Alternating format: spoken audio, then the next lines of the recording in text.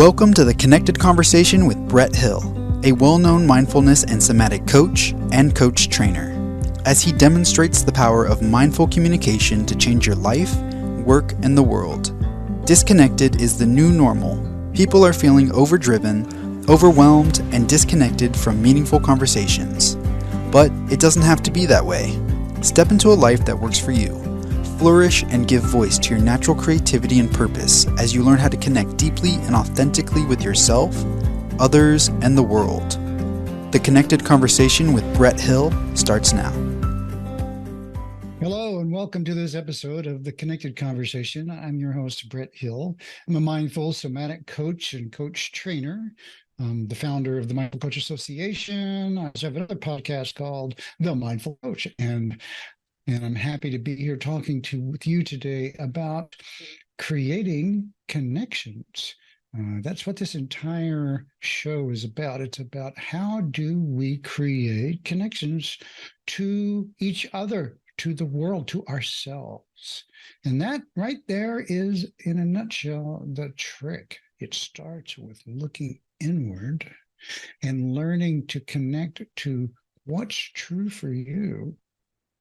How do you speak from your own experience of now in such a way that it creates an opportunity for others to connect with not only who you are, but who they are. And when you're both doing that, something pretty magical happens, and can happen very quickly. So exactly, I mean, that's a lot, but exactly how do you do that? And I have to say, having been practicing this work for a long time, the skill, or I should say the quality of my experience, moment to moment, person to person, conversation to conversation, is so much better. Life is a lot easier, and there's a lot more richness in my everyday interactions with people than there were before. And speaking for myself, I wish I could just give these skills away, that I could just, if I had a magic wand, I could say, boop, and now, you know how to create connections with people, because it changes everything. Sometimes I'll say, in my training, the Mindful Coach method, and also in, marketing, quote unquote, about the stuff that I do. It's like, imagine every conversation that you have better. What if there were things that you could do without a whole lot of work to make every single conversation you would have for the rest of your life a better conversation? Just dial that in for a minute. How many hundreds of thousands of conversations is that going to be? And what would be the impact on your life of having those conversations go better? Well, it's kind of a simple question in a way, in the sense that, yeah, sure, of course. If you have 100,000 conversations and they're all, let's just pick a number, quality 5, and there are some simple things you could do to dial that into even a small increment, quality 6, that's going to make a gigantic difference in the quality of your life and the outcomes of those experiences, those events. And that's why I'm so deeply passionate about the Connected Conversation and mindful communications, because it has such capacity to improve the quality of your life. And by virtue of the fact that you're having a better day, you're having a better moment, you're being more connected, you're making better decisions, the outcomes of your events, your conversations are more effective, more engaged, more personal, more satisfying. What's the impact on you?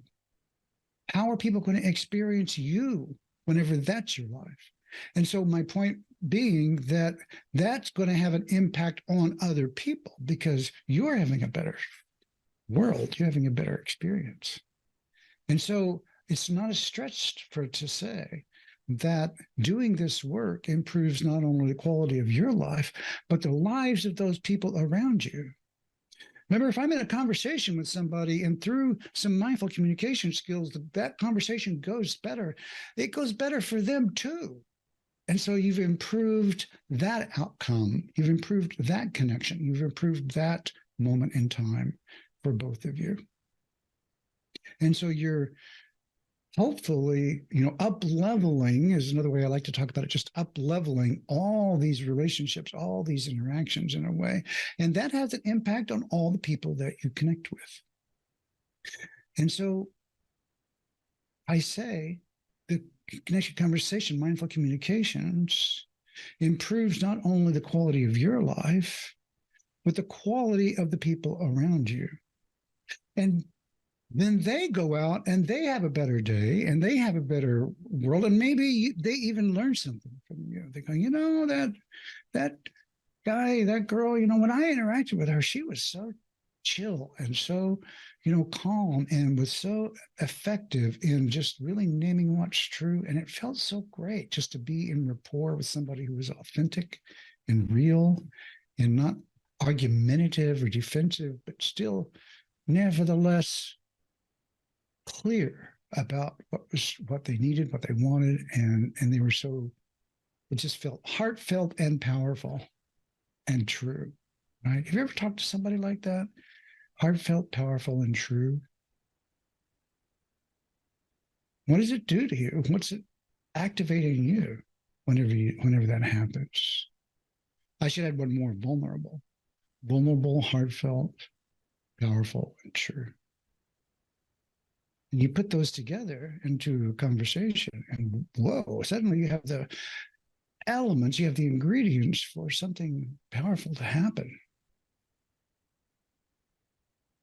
So when you have that kind of an impact on someone, and they walk away going, wow, that was great. What you're really doing is you're modeling for other people. You might not take that on as like, my mission in life is to model mindful communications for others, but you do, because we're always modeling all the time, whether you like it or not. You're kind of on display. And this is something I learned kind of the hard way.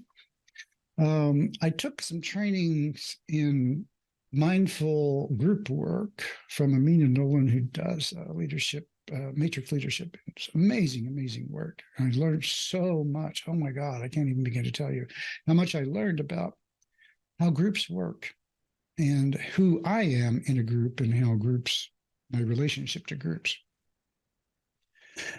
In that training, I learned that if you don't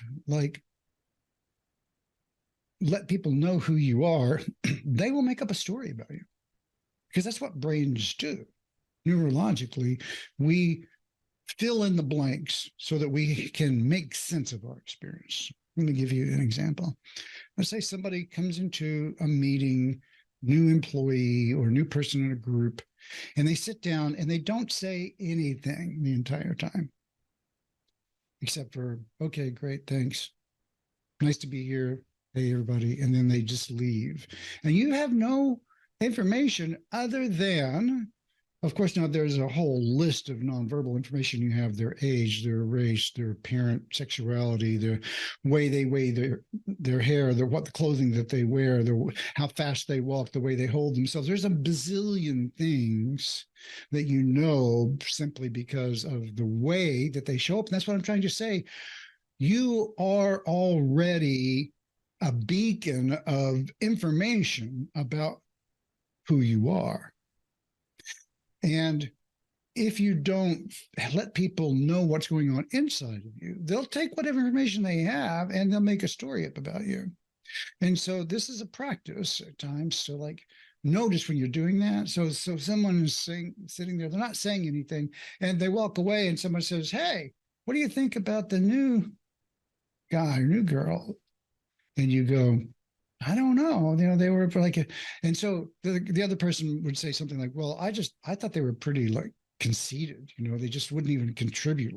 They're too good for us. Or when somebody else might have a different judgment or impression, like, well, they just seem really shy, or or maybe they just don't like to talk in groups. There's so many ways you could spin a story about why someone doesn't speak more in a group when it feels like maybe that would be natural and normal to do. And so what I'm trying to point out here is that you are already putting out to the world a message about who you are. And so, what is that? And are people getting the message that you want? This is a thing that Amina has talked about, which I really appreciated, called taking responsibility for your impact. And I want to be really clear that this is not trying to get people to see you in a specific way. It's not like you're trying to manipulate them. What you're trying to do is fill in the blanks so that they don't get a misimpression, so they have the impression that you want them to have, the impression that's true, or as true as you know how. And if you're worried about, oh, I have to have this certain kind of image, you're projecting an image that's kind of a false image, and you have a lot of energy around that. I need for them to see me as someone who's really powerful and strong and insightful and smart and intelligent, creative. You have some energy around that has to happen or else I'm not going to be okay. Well, that's not a healthy relationship.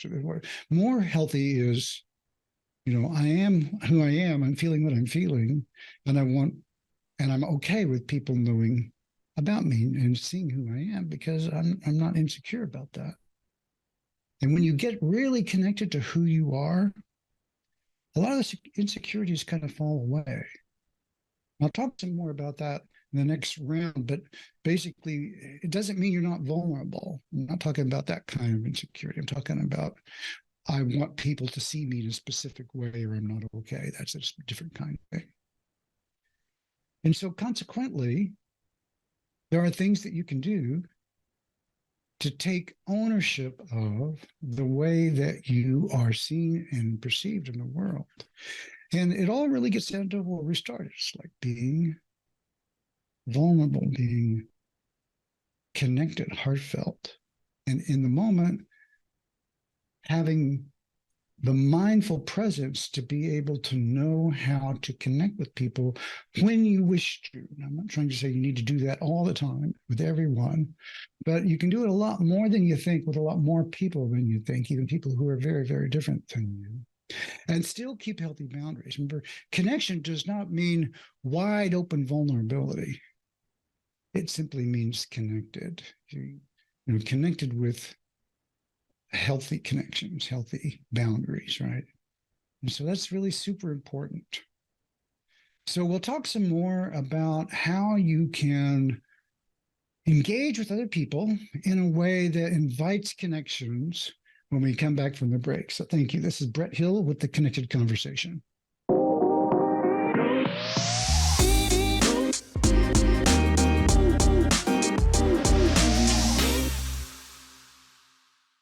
Hello and welcome back to the Connected Conversation. I'm Brett Hill, and we are talking about connecting. What a mystery, connecting to other people in ways that matter, ways that make a difference. And how do you go about doing that? What are the things that you can do to give a conversation the best possibility of being something that's just not a superficial conversation about the weather or whatever, but goes a little deeper? Now, I want to start this piece with, not every conversation that you have needs to go to the soul level, so to speak, if you know what I mean. There are definitely conversations where it's either not safe or inappropriate to overtly express that kind of connection with people.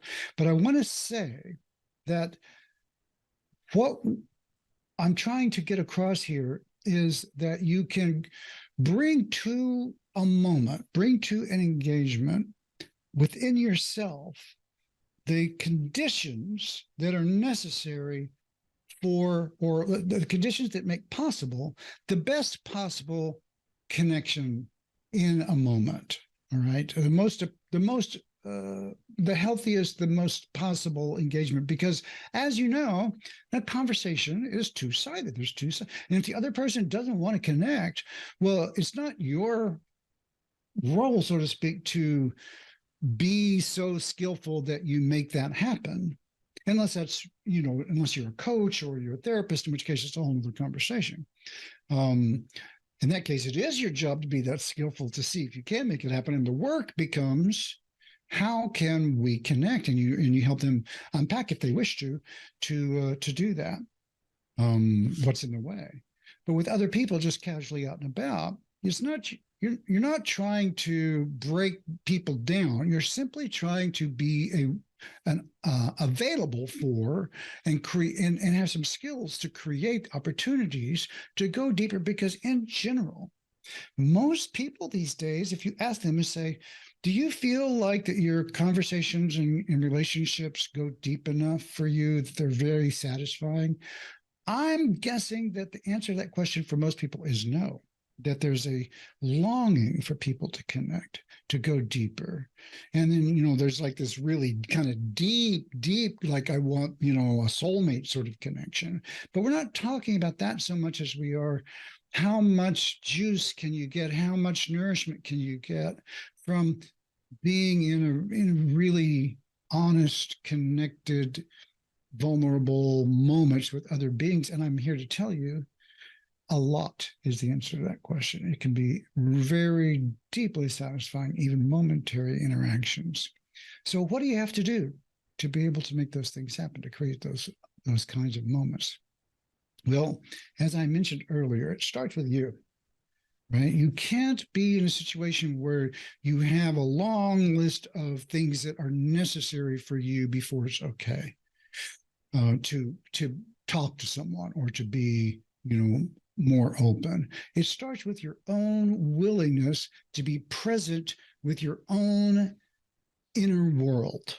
And this is why mindfulness and a mindful meditation practice or some kind of an inner work practice helps you immensely in your outer work practice. It all begins with, what are you bringing into an engagement?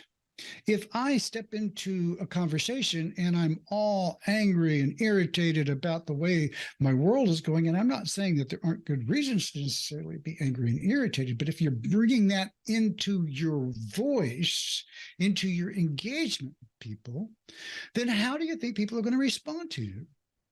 They go, oh, he's pretty agitated. That's kind of like, that's an unpleasant experience for me to be engaging with somebody who's all agitated and irritated and upset.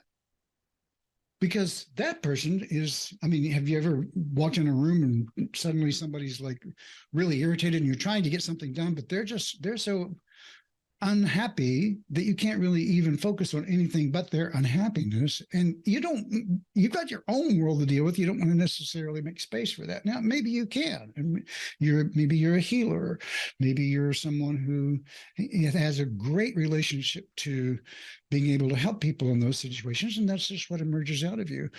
The dark side of that is maybe you're someone who, whether you want to or not, that's what you wind up doing. But the point being that there's an experience there that isn't necessarily one that feels mutually nourishing.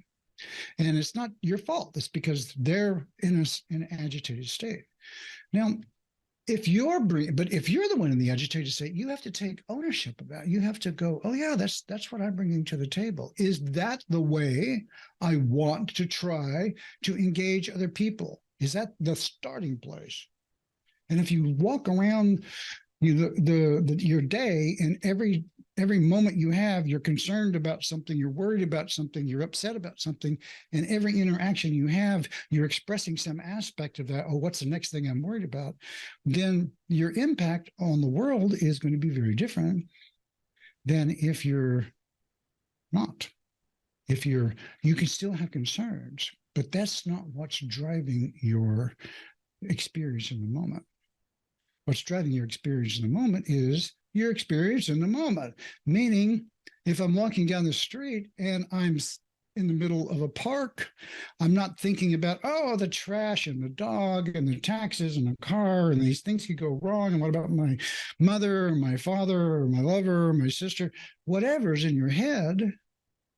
Instead, I'm looking at my experience of the park, my feet on the ground, the air in my lungs, impact of the sky, the fluttering of the leaves, the sound of the birds, the playfulness and the look of the dogs or the children that go by. Letting those things impact you instead of your memories and your thoughts about your world. I'm not trying to say you shouldn't have thoughts about things. I'm trying to say, which moment do you want to be connected to when you're walking down the street? You can choose where to put your attention. Taking authority, exerting authority over where you put your attention is the very beginnings of having a mindful life. If you're not making choices about that, someone else is making those choices for you. Something else in your life or someone else is saying, hey, pay attention to this, pay attention to this. I mean, come on. How many times a day is someone saying, hey, it's the Uber Duber super sale. It's the thing that you got to have right now. Did you know astounding numbers of sea anemones are flowing? And it's unprecedented the way that these missiles have such destructive capacity. There's a flood of immigrants coming across the border. It's devastating. There's so many messages that are overhyped, overdriven to the point it's just insane. And you can't, what does your nervous system do when if you walk into a room of 30 people and they are all shouting at the top of their lungs, extremely aggressive, overhyped messages, what happens to your nervous system?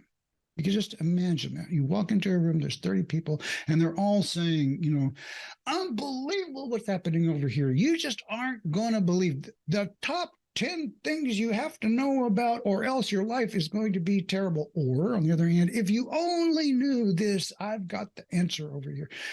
30 people in the room shouting that. It's almost like a carnival, you know, where they're, you know, the old school carnival barkers where they would say, hey, come on over here and toss the ring. Then what happens is your nervous system shuts down because it's overstimulated. It's it needs to filter out all the noise. There's too much noise. There's too much information, quote unquote information. It's too loud, literally too loud. Well, that's our world every day these days, right? And so it's important to choose what you're going to pay attention to. So you walk into that room, and if you're not really even paying attention that well, you might not even notice that it's so loud that your nervous system is shutting down. Instead, you're focused on how crappy your experience is in the world. Instead of taking a walk in the park, right? And pulling yourself out of your thoughts about your life and being in the moment of your life. Now, that's how you begin to be able to create connections, because what you are literally doing there is creating a connection with now. If I walk into that room of 30 people yelling, that moment, I'm going to experience it. I'm going to go, I'm out of here because this is unpleasant. I'm somatically experiencing the truth of that experience is my nervous system experiences this basically as toxic, and I'm going to get out of here. Well, the world we live in these days that's it. That's what it is these days. And you can't flee except by turning down the volume and connecting to things that are healthy and nourishing for you. And what are those things? They're people. They're healthy people and your natural environment and feelings of joy, peace, wonder, goodness, beauty, love, justice, creativity.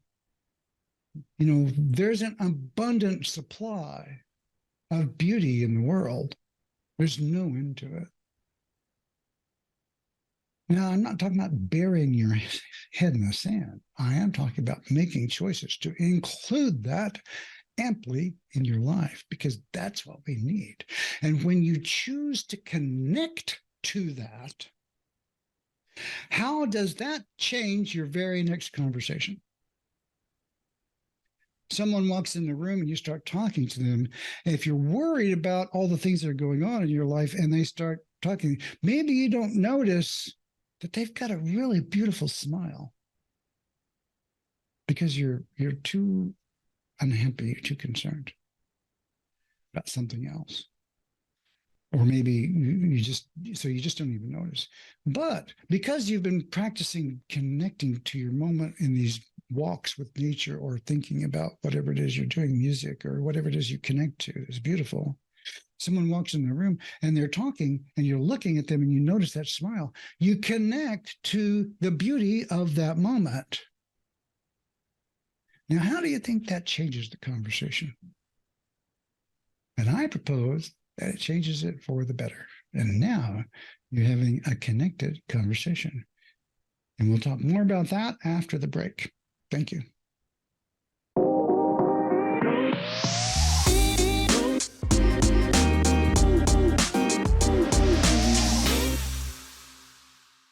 Hello, and welcome back to the Connected Conversation. I'm your host, Brett Hill, mindful somatic coach and a specialist in mindful communications. We've been talking in this episode around the things that you can do to help you create more connected conversations and moments in your life so that you can have a better life, so we can have a better world.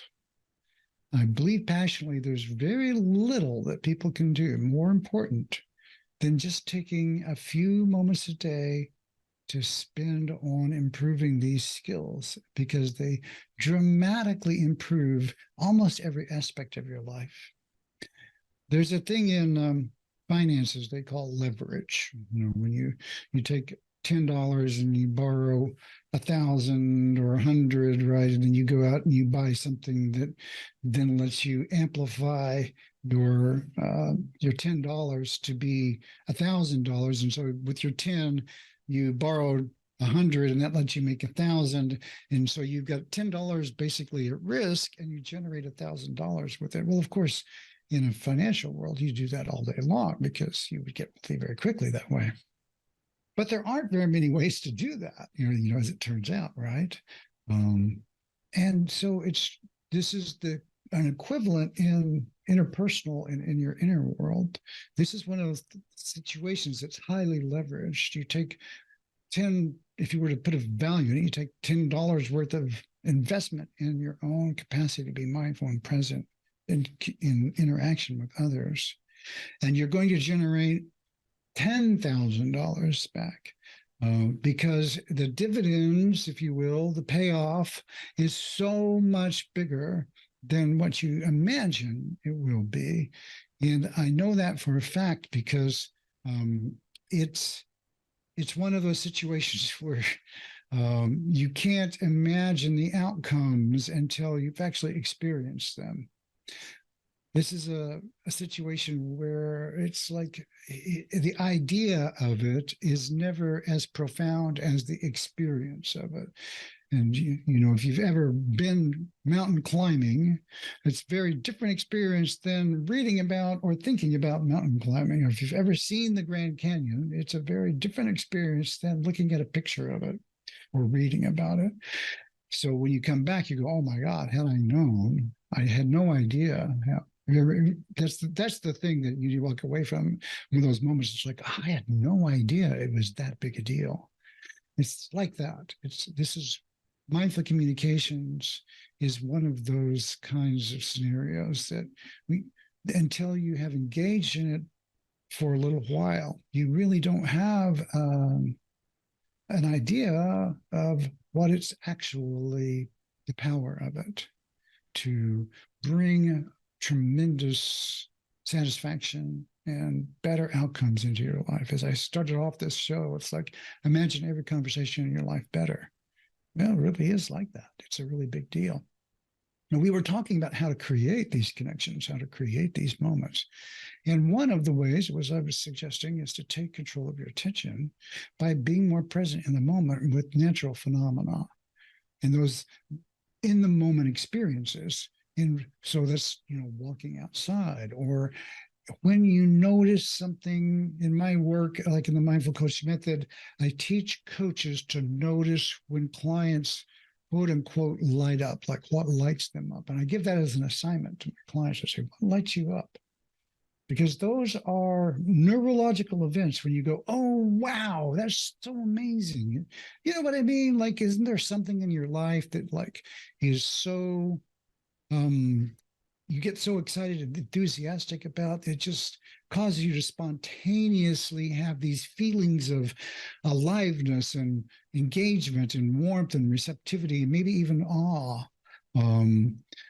So maybe it's flowers, maybe it's the sky, maybe it's children, maybe it's music, maybe it's creativity in some way, music, art, color, something like that. I know some people, it's like architecture, and that's fine. There's no judgment about what's good or bad here. The only question here is, does it cause in you this, oh my gosh, that's amazing kind of spontaneous, simple response? I do that all the time with the sky. I love the sky. So I'll go out and look at the sky and go, oh man, that is so amazing. Noticing now, neurologically, that's what they call a limbic state shift. That's a part of your brain called the limbic system. And that limbic system is where a lot of the emotions are. It was, I'm trying, I think it was wasn't Dr., but John Eisman from the Portland Medicine Center, who said a dog is a limbic system on 4 legs, right? So it's like, if you want to know what a limbic system is, like, think of a dog, it's happy and or sad or whatever it is. It's like all emotion all the time. And so, we have our neurology has that. And it's very important to notice those moments in yourself, because really those luscious moments are what we want more of. And I'm not saying you just walk around in a self-satisfied sort of hedonistic sort of way. I am saying to notice what does actually happen to you. When do you light up? When do you go, oh man, that's so great? And to consciously choose to have more of those moments in your life. Now, one of the things that happens when you do that is you begin to bring a lot more of that connectedness, because those are moments of connection.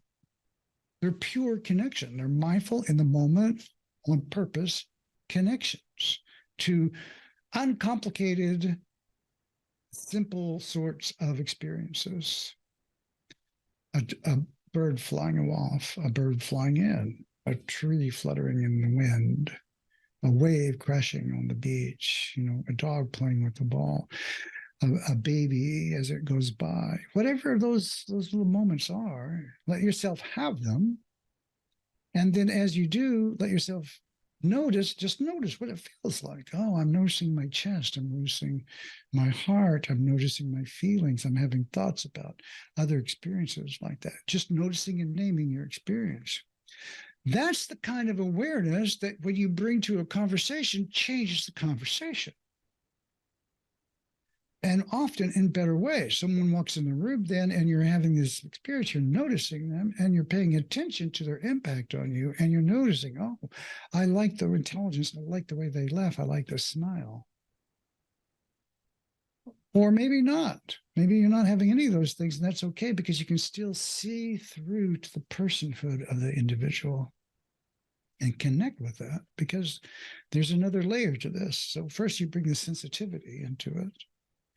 But there's another thing you're bringing. It's not just a matter of being sensitive to the experience that's happening right now. There's a knowing that you have about everybody. This is really powerful. So this is like a masterclass piece right here. I want you to think about, what's it like to be a human being? Wait, what? Okay, so let me ask you a few questions. Have you ever been sick? Do you know what it feels like to feel sick? I think you do. Do you know what it feels like to be sad?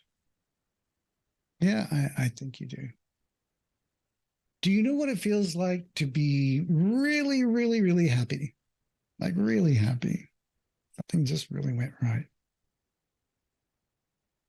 Day party when you were a child, maybe somebody, you achieved something somewhere, you got a job, you got celebrated, maybe in a performance, or you had a standing ovation. I've had that. Have you? Yeah, probably so. Have you ever had an experience where you didn't know if you were going to make it? You didn't know. Something dangerous, unexpected. Maybe you were ill and you didn't know if you were going to survive. Maybe you wound up lost for a little while and you didn't know if you were going to make it, or you were in a serious accident or near an accident, or maybe threatened by somebody or situation. Have you ever been so confused you didn't know what to do? Have you ever been so clear and had a breakthrough understanding, like, oh my God, yeah, this is what I need to do, or this is what I'm going to do. Yeah, I'm going to sign up. I'm going to get that degree. Yep, I'm going to absolutely try out for the team, or I'm absolutely going to quit that. There's a certainty. Right? I'm going to make a statement for my health. I'm going to make a statement of some kind. And then you do. Well, you know what? I've had all those experiences too. And in fact, every person on the planet has had experiences that are vastly, vastly alike. We all know what it's like to be hungry. We all know what it's like to have to be taken care of by someone for years. Think about that for a minute. For years and years and years, you depended entirely on someone else to take care of you, or you're not going to make it. For the mammals, as mammals go, human beings are the most vulnerable in that regard. Up until you're like 6 or 7, you have to have somebody looking out for you all the time. And particularly, from 0 to like 5, 4, you're not going to make it. You can't open a can. You can't find food. You're not going to make it unless somebody is taking care of you. What does it mean that every single person on the planet has had that experience? So when I hear people say, you don't know anything about me, now I may not say it, but I have a thought like, oh, my friend, I do.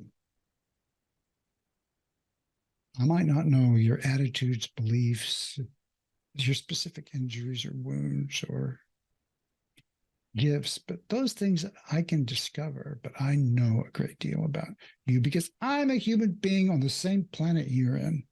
And we have a nervous system, and we are in the same world, and we breathe air, and we have hearts, and we have limbic systems, and we have brains, and we are born into a world where we have to be taken care of, and then we can learn to be taking care of other people. We have arms and legs, we have fingers, most people.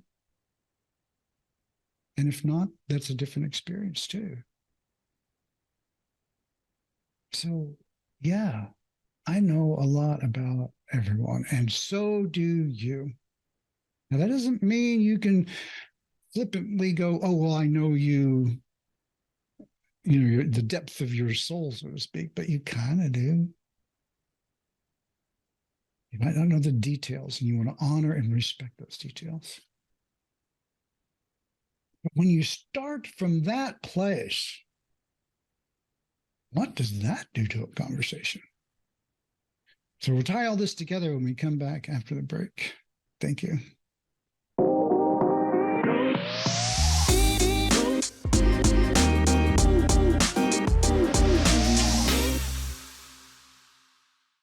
Hello and welcome back to the Connected Conversation. I'm your host, Brett Hill. I'm a mindful communications expert and a teacher of mindful communication and mindful somatic coaching. We are talking about a really important topic, which is connecting with other folk. And I'm giving tips about how you can go about engaging in activities in your life that help you do that. We started with, taking responsibility for how you show up and the way that you engage with other people as having an influence on other people. And that the way you want to learn to connect with other folks is by first looking in your inner world, walking through the world in a way where you're connecting to these moments that are nourishing for you, that aren't related to other people. That's important. These because you don't want them to be dependent on other people for them to happen for you. That's why you need to develop this habit of connecting to these moments that light you up, these more naturally occurring events, like a beautiful sky, you're taking a walk in the park, and taking a breath and letting yourself just be still and present with that. A big, powerful one for me is bodies of water. Anytime I'm near a body of water, I just feel my whole mind just kind of still for a little while. And the scene tell, I don't know what it is about that, but my particular nervous system just calms way down. Almost like my thoughts and my feelings or my senses just kind of take on the quality of that water in a way, and I just become a lot more still inside, and it's a very pleasant experience, and it seems to happen all by itself. So you want to, since that happens all by itself, I can just put myself in those circumstances and calm down, be more peaceful. And when I am that, my world goes better. My world is a better moment, and I'm adding goodness to my day and to my life by doing that. And when I bring that into myself, my nervous system responds, then whenever I'm in that state and I talk to other people, I'm having a better connection. I'm having a better moment with them. And so by practicing these Ron Kurtz, who founded the Hakomi method, would call them non-egocentric nourishment. By practicing connecting to these moments of non-egocentric nourishment. And I say non-egocentric because it's not about you. It's kind of like, oh, I'm so this and it makes me feel so what. You're just letting yourself have it, and might be a powerful experience, but it's not ego. It's not about I. It's just about your experience. Relaxing, letting yourself be informed by your moment. And in this case, we're choosing good moments to be informed by, rather than just letting the world parade a bunch of hyper aggravated messages and visuals to get our attention, because that's exactly what will happen if you don't exert some authority over that. So once you've done this and you begin to accept your experience for what it is, both good and bad, and you're bringing those experiences into your interactions with other people. And then also you combine this with this, well, I should say, someone speaks and you're noticing some of the beauty of their moments, of the moments that they're bringing to you, these rich little experiences that they can have. And you can notice those just like you could notice a leaf fluttering in the wind.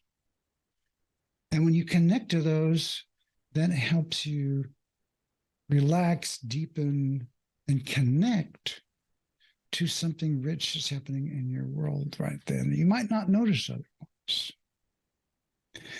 Now, you combine that with what this last segment I was talking about. What is our common human experience? We're all on the same planet. We all have lungs. We all breathe. We all know what it's like to love and have heartbreaks, to be ill, to be taken care of, to provide care. We all know to be hungry, to be ill, to be healthy, to be celebrated, to be put down. We've all had all these experiences. It's an exceptionally large amount of common experience. And another one is we all have family. We all have ancestors. Whether you know them or not, you have them. And that DNA is having an impact on you. So here's an exercise you can do. Go into a place where there is a lot of people and stand in a place where you can see a lot of faces. Bring yourself into a state of more or less calmness, if you can, breathing, and just be present, and start looking at the faces and noticing every single person. And noticing the face, and imagine, ask yourself these questions. What are their hopes? What are their dreams? What are their family? Who are they? What's going on for them? Keeping in connection with the things that you know about all of us. There's one saying, I think, we all go so deep. All go so deep. And maybe when you're checking out at a grocery store or somewhere and you're standing across from somebody and they're saying, like, hi, how's it going? I go, hi, how are you? Well, often they'll look up and they'll go, oh, I'm fine. Thank you for asking.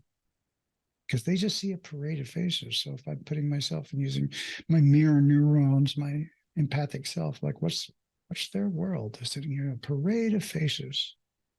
And here comes one person along who sees you. And I see that they're in this job, which isn't probably paying that well, where they see people all day. And there's one person they're going to meet at least. He's going to look at them and go, I see you. I feel you. We are in this world together, you and I, for this moment. And even though we don't speak, sharing some soul connection, I'm feeling connected. And when you walk away from those experiences, they feel a little bit too, most of the time. And if they don't, then you've done your work. You've done your job to make the conditions available for the best possible outcome.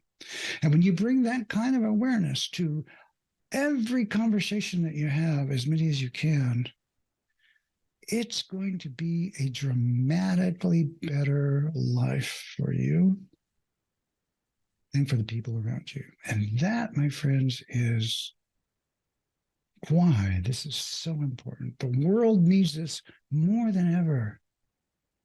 So do that work. Connect with me at theconnectedconversation.com. You can also find my website at themindfulcoach.com. You can sign up there for a newsletter. And if you have any questions, or reach out to me, Brett at themindfulcoach.com. And I'd be happy to chat with you about mindful communications. I'm passionate about this topic, and blessings unto you, and be present.